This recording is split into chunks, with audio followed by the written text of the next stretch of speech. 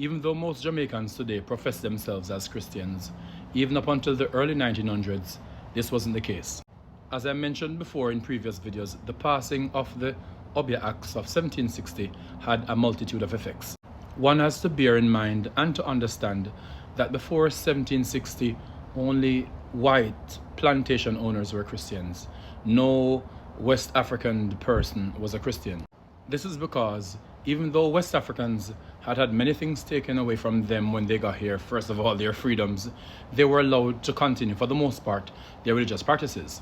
This of course changed when the British found themselves being defeated over and over again by our ancestors, and they wondered how this was happening because they had all the tools. It was communicated to them by the Maroons, with whom they had a pact from 1730, that Taki and his followers were using West African spirituality.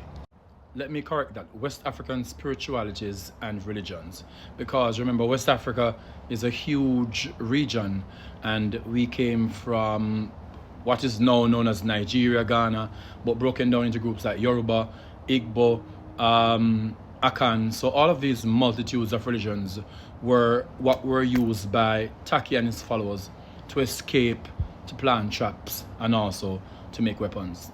Now, even though the Maroons still continued to practice their religions, it was kind of interfered with by a section in the Pacification Act between them and the British in 1730 that required two colonizers or two British men to live among their communities.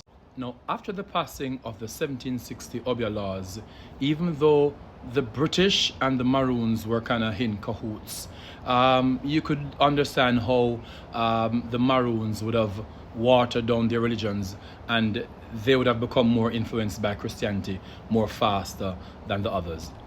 Similarly, with the passing of the 1760 Obia laws, which was basically a law to prevent West Africans from practicing whatever religions they were, not just Obia, there were a multitude of religions.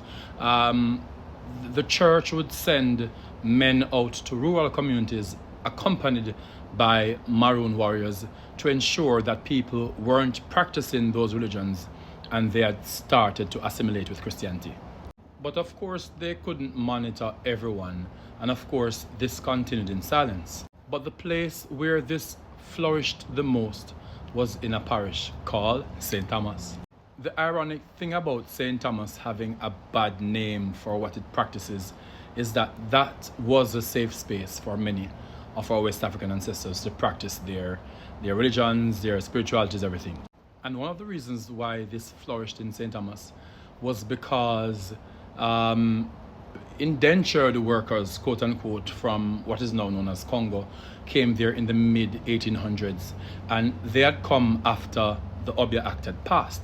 So while people from St. Thomas were already practicing what they were practicing, we had an addition, people from Congo bringing other mysticism and art forms which were more similar to what Haiti practices now than Christianity itself.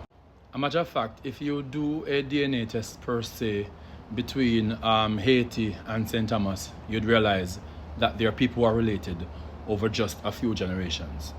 This explains, and it's a good thing, why Kumina and things like those, they kind of are more pervasive in the eastern part of Jamaica, predominantly St. Thomas, and even in St. Catherine and some parts of Portland. And this is where the term "me I go St. Thomas for you" come from. Even though we consider "me I go St. Thomas for you" as a very evil thing, most of our enslaved ancestors, that's where they go for medicinal, because back in those time, our ancestors didn't have access to healthcare. So that's where they went for medical issues, spiritual advice, and anything you'd want help with, because St. Thomas was a connector to the homeland. So this is why there were so many rebellions in the East, and also why Paul Bogle, even though dressed as a Christian pastor or whatever, was still involved in the practicing of West African religions. Now, as we got more successful and we had more rebellions and we flourished, the British passed more and more laws that prevented us from gathering together and from worshipping in our little spaces. And this is how some West African ancestors try to hide it by pretending that they were actually inside the church. To be honest, over time, being pressured by Christianity, many of them kind of either merged it with West African spiritualities and religions, or it happened unconsciously. The other irony of how things like Bedouadism and Pocomania get a bad rap is because these are the remnants of what our ancestors practiced mixed with Christianity. So Rapid Church and Poco Church aren't evil. They're literally just trying to survive by merging both sides together.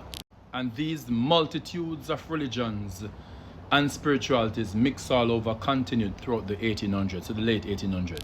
Another thing I'll do in the next video is to express how Jamaica was a multilingual place in the 1800s, considering the fact where everyone came from. So it was multi-religious and multilingual. It was the late 1800s and the 1900s where there were more persecution for people practicing Obia and other religions, where a lot of our ancestors just said them can't bother. Just to save the lives of their children and grandchildren, they eventually moved into the church. After a while, they were convinced that these were evil practices, but even while being convinced that they were evil, they still held on to the parts of the religion, some of them that dealt with healing through bush and all kind of bush medicine. So if you hear people call for the repeal of the Obia Act, they aren't calling for Jamaica to be thrown in the midst of hell and evil. They're calling for the repeal of something that was formed based on blatant racism. And I am not here telling anyone who to worship or what to believe, but I believe, as a descendant of these people, that their stories deserve to be told, and to try to erase some of this narrative that goes around that our ancestors were evil because of what they practiced. So in conclusion, it wasn't just religious, the passing of the 1760 Obia Act.